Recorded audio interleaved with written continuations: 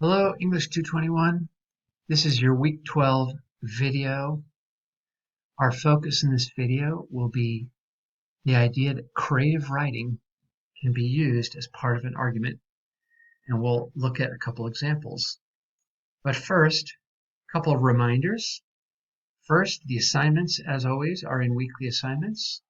And for our new unit, Essay 3 2100, the readings are in this module here. And mostly you will be able to find them by using the links in the readings list, which is right there. Okay, also, we are using PowerNotes. So from the LMC homepage, library, PowerNotes, and there's all the information you could want about using PowerNotes, which is at powernotes.com. You can see the video from last week, from week 11, about how to use PowerNotes, so I'm not going to linger on that. I'm going to go straight to my PowerNotes account, and I'm going to go to my home page.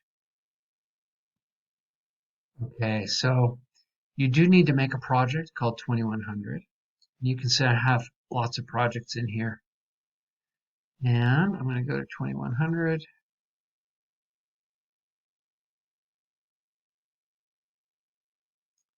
I did this research last summer. And so my PowerNotes page is full of stuff. You can see I have things highlighted and quoted. I have links to articles I found. You can also see that I have a lot of topics. Climate change, the future in general, technology, the future of work, demography, the future of democracy. I just added one called pandemics. And I also just added one called creative writing. So we're going to go to that topic.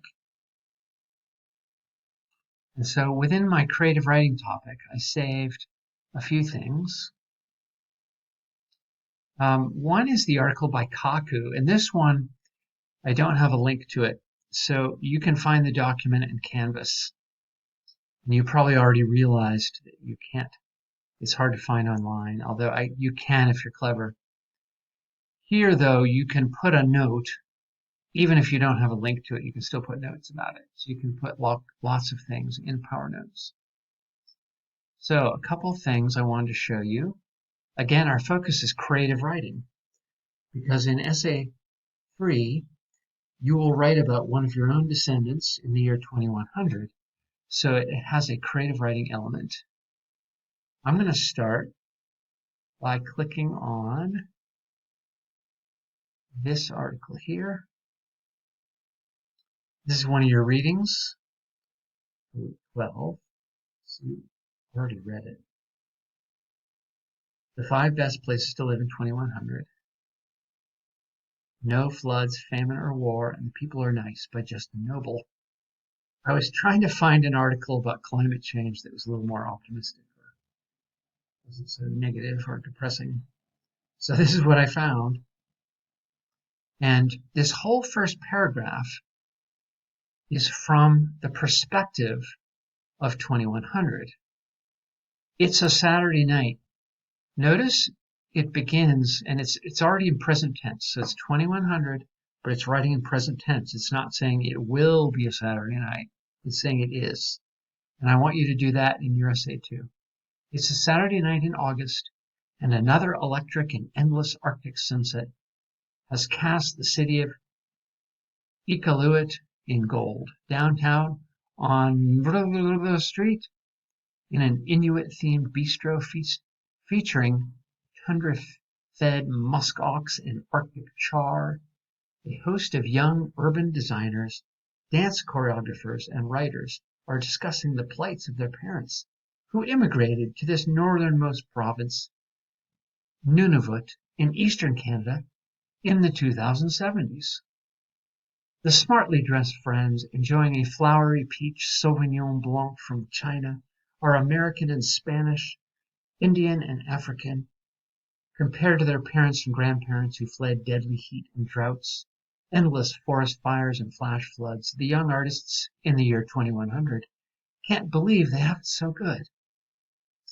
in this perennially growing city spread out across a series of mountain valleys, with homes that overlook the dynamic color sweep of Frobisher Bay, they are never short of things to do when they are not at work.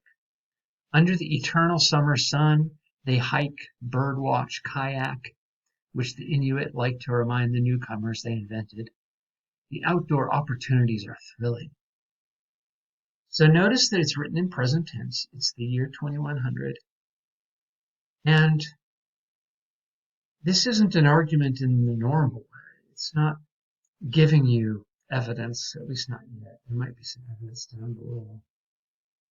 But it's giving you a picture of this scene. And if it paints you a really good picture, then in a way it's convinced you. It's a kind of argument. It gives you a picture of the future, which is really a different kind of evidence type. It's not empirical evidence. It's not appeal to principle. It's not an analogy. In a way, with creative writing, there isn't evidence in those ways. There isn't facts and data. But if the writing is good and it creates a picture in your mind, then in a way it's convinced you. So it's a kind of argument.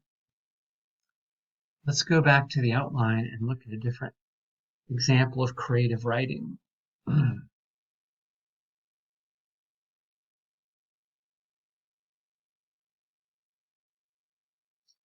So you can see that Medium magazine has lots of writing about the future. So you might look it up in your own research. Digitocracy, the author of The Martian and Artemis, offers a vision of a future where computers rule. I believe The Martian is that same book. It was made into a movie starring Matt Damon. And the author is Andy Weir. And this is fiction, which means, well, in a way, there's no evidence at all, right? It's made up. It's a made up story. But it's still an argument, in a way, because it paints a picture. And if it creates a picture in your mind that's convincing, then it's working as an argument in a way. At least it's convinced you, or maybe it won't convince you. Maybe you'll be a skeptic. So this is, I think they're asking you to make an account here. I didn't realize they were going to do that. Anyway, Damok sheathed the knife and wiped his bloody hand on his shirt. So this is fiction. It's a story. It's a short story. And I think it's the only fiction we read in the whole course.